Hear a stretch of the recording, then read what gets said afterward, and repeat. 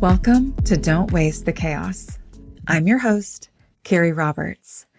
I am pumped for today's episode because while I always talk about things that have impacted me and other business leaders for years, today is very near and dear to my heart. Today, I'm going to be focusing on the ladies. Now, if you're a guy and you're listening to this information is obviously going to be applicable to all genders, but when I'm talking today, you're going to hear me direct this toward the women, and you know why. Anyway, we're going to dig into things that will help empower women to claim their worth in the workplace. And again, as a male, this will impact you as well. We're talking about essential negotiation skills that everyone needs. But today specifically, I'm going to talk about what a woman needs to secure higher compensation starting today. So grab your notepads, ladies, because it's time to level up. And fellas, stay tuned with us. You're going to learn and maybe think about how this impacts the women in your life as well. So negotiation skills are more than just handy tools. They're essential assets for anyone seeking to increase their pay. But unfortunately for us ladies, the deck often seems stacked against us. Research consistently shows that we're paid less across the board. We occupy fewer high-level positions, and we struggle to advocate for our true worth. But fear not. Today, I'm sharing 5 key negotiation skills to help you navigate these challenges and command the compensation you deserve. But before we jump into those 5 negotiation skills, let's first talk about the why. What are the reasons behind why women struggle or mostly struggle more in negotiations compared to their male counterparts? Now, this is multifaceted and can be varying depending on individual circumstances and societal factors. I understand that. Not the same for everyone. Let's talk about the key contributing factors to get started. Okay, the first one is socialization and gender norms. Now, from a young age, girls and boys are often socialized differently when it comes to assertiveness, confidence, and therefore negotiation skills. Society often encourages boys to be assertive and negotiate for what they want, while girls may be taught to be more accommodating and to avoid confrontation. Now, if you know me personally at all, you know the male traits I just mentioned are my traits. I'm assertive. I have tons of confidence, and I know how to handle myself in a negotiation. And while I've built these muscles over time, I've been like this since I was a little girl. Now, you can blame it on the fact that I'm an Enneagram 3 or I'm an INFJ when it comes to Myers-Briggs, but whatever it is, I've always felt different, and I've always either drawn people to me like a magnet or repelled people away from me like a magnet. I've got that type of polarizing personality.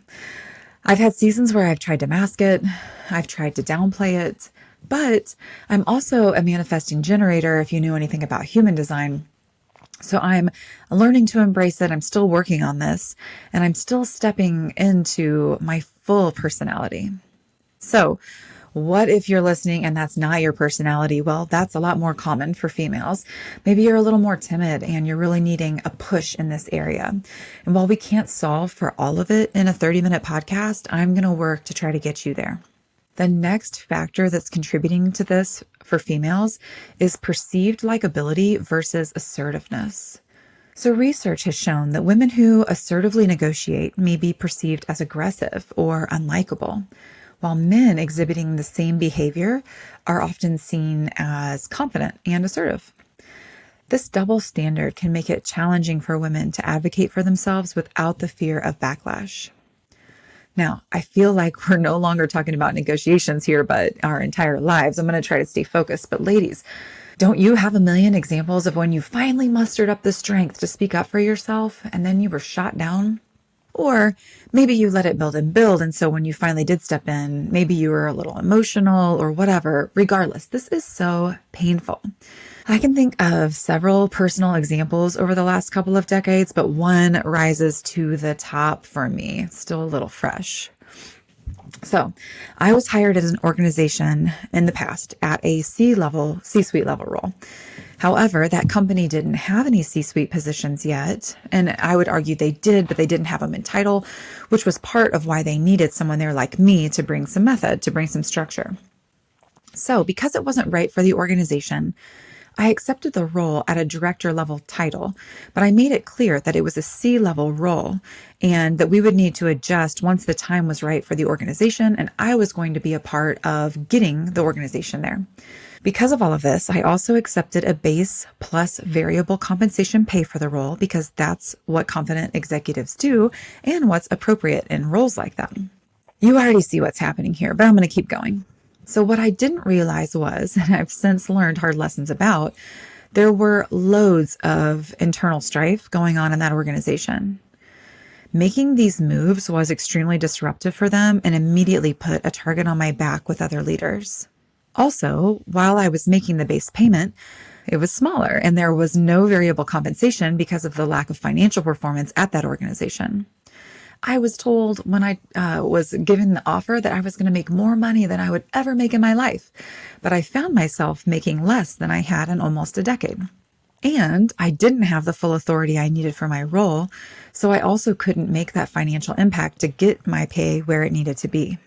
Well, luckily for me, I'm strong, and so I advocated for myself. But that said, it made me feel gross to constantly beg and negotiate to be paid what I was worth.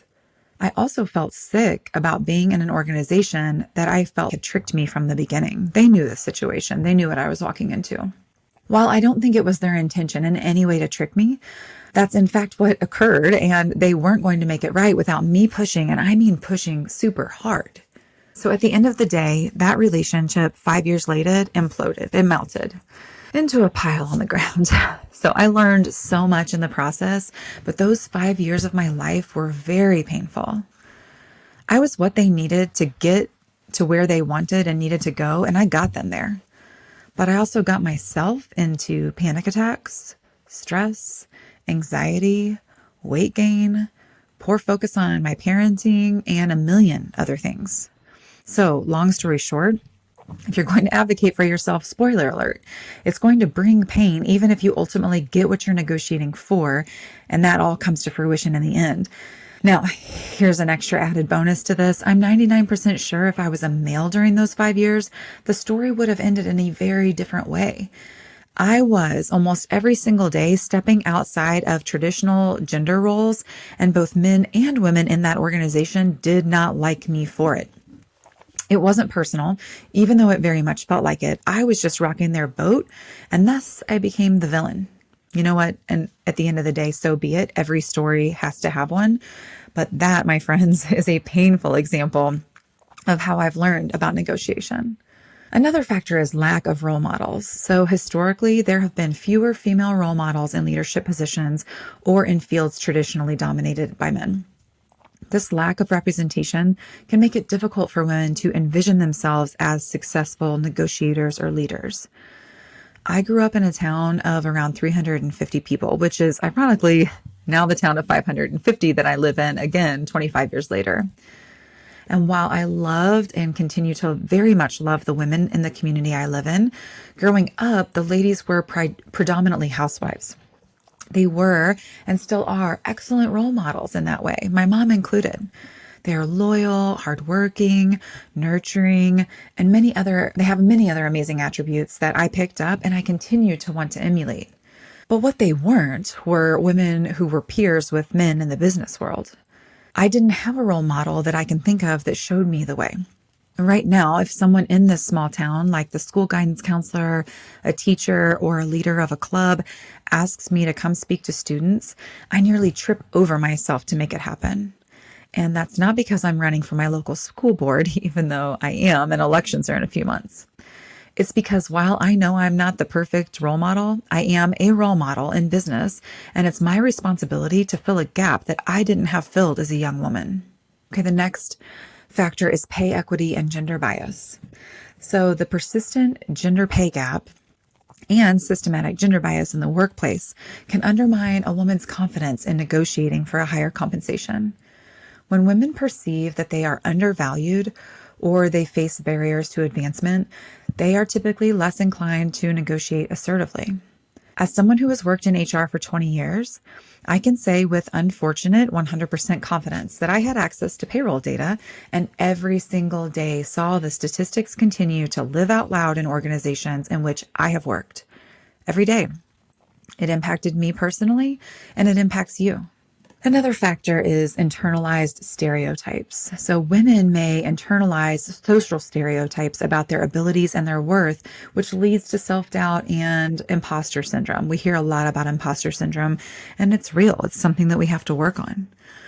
This can undermine a woman's confidence in negotiating for what they deserve.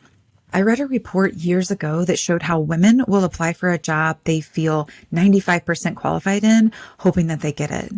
And a man will apply for a job they feel 60% qualified in, knowing they will get an offer.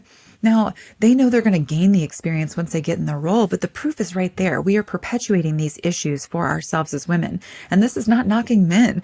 I want us to be more like that when we're advocating for ourselves, ladies. And the last factor I want to talk about is fear of rejection or backlash.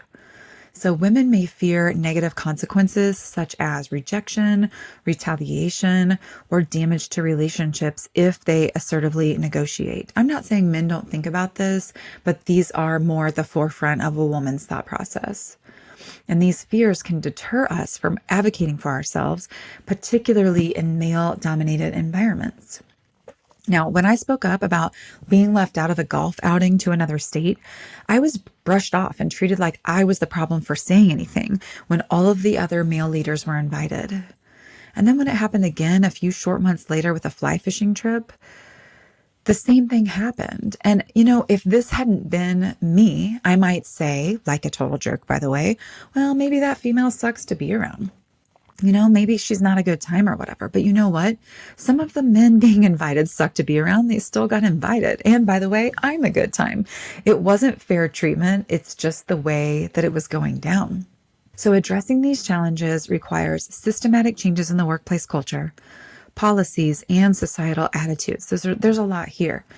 We want to encourage mentorship of women, provide negotiation training, promote female diversity in the leadership, and foster a supportive environment where women feel empowered to advocate for themselves. These are all crucial steps toward achieving gender equity in negotiations.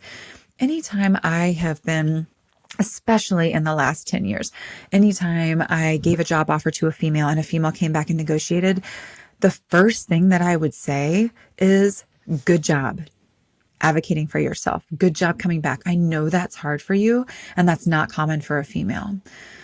Now, would I always give them what they were asking for? It depends on what the data says, but that's the first thing that I would say, because I want to affirm that behavior. And leaders that are females and males listening to this, let's first affirm that behavior because it's harder for women to do. So speaking of, ladies, what do we do? And of course, I've got a few ideas. So first up, research and preparation. Knowledge is power, especially in negotiations. So ladies, it's crucial to dive deep into industry standards, salary ranges, and company compensation practices. What's one of the ways I have been personally successful in negotiations? This is the big one. I've removed the emotion and added the data into the discussion. Now remember, it's not enough to simply quote a website. So don't be going to salary.com and being like, salary.com said, that's not going to get it done. You need to understand the intricacies and nuances of your value in the marketplace. And here's a startling fact. While men often boldly step forward, believing in their ability to learn on the job, women tend, like I mentioned earlier, to undervalue themselves, settling for less until they meet the imaginary criteria. So let's break that cycle. Okay, next thing we can do, work on our confidence and our assertiveness. Confidence is key, ladies. You need to own your achievements, your skills, and your contributions. Be assertive in expressing your value, but remember to maintain professionalism, not getting overly emotional. And don't be afraid to entertain the thought of walking away if that's necessary. know your worth, and be clear about your needs. And that is non-negotiable. I was on a podcast recently called Hustle and Heart. That's hosted by Beth Donaldson. She is a founder and CEO of Skin Bee Med Spa based out of Chesterfield, Missouri. We did an episode on confidence, and I highly recommend you go back and listen to that. I'll probably do an episode on confidence in the future too, because it's huge. It's a muscle to work and grow, and this is a big one. Okay, next skill is effective communication. So clear articulation of your points coupled with active listening is paramount here. This is the tip. Embrace the power of the pregnant pause. That's what I like to call it. Okay, effective communication is our third skill. Clear articulation of your points coupled with active listening is paramount. And here's the big tip. Embrace the power of the pregnant pause. See what I did there? So sometimes silence can be your most potent ally in negotiations. Oh, and again, don't forget to back up your request with data. Performance metrics and market research can bolster your position significantly. So effective communication comes with your style and then also what you are communicating. Flexibility and creativity come into play next. Remember, negotiations aren't just about salary, they're about finding solutions that work for both parties. So you need to consider alternative benefits. So if they can't meet you where you're at with pay, let's think of alternatives like flexible work arrangements or professional development opportunities. Think about other things that you want. Is there a conference you've been wanting to go to? Do you just need additional paid time off? Don't shy away from discussing variable compensation tied to results as well. Get creative here, ladies. And then last but not least, you're going to feel like I'm just absolutely beating you over the head with this, but negotiate with data. Your requests carry so much more weight when supported by relevant data. Whether it's performance metrics or market research, data adds credibility to your negotiation stance. And if you need help finding that data, I've got your back. Just reach out. Before we wrap up, let's revisit the timeless wisdom of Roger Fisher's Getting to Yes book. And this is what it looks like right here if you're on video with me. A great read, probably my number 2 when it comes to negotiation. So here's what we learn in this book. You need to separate people from the problem, focus on interests over positions, manage your emotions, express appreciation, not just discontent, put a positive spin on your message, and escape the cycle of action and reaction. These principles are timeless and they are invaluable in any negotiation scenario. And while I hope what I just said is helpful, I recommend picking up this book and continuing to dig in and learn strong negotiation skills. Another place to learn these is the Black Swan Group. If you've never heard of Chris Voss, he is a prior hostage negotiator, and he wrote the book Never Split the Difference. This right here is my number 1 negotiation book, and it's the top of my business list book in general.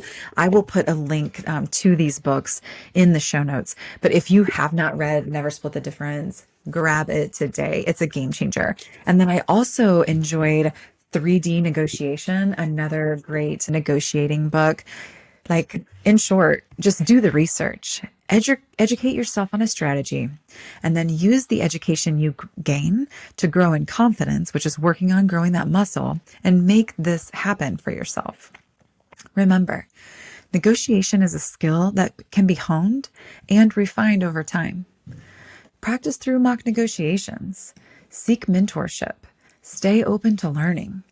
And let's not forget the importance of fostering a culture of fairness and pay equity within organizations. Remember, your worth is non-negotiable. Until next time, stay empowered, stay confident, and never settle for less than you deserve.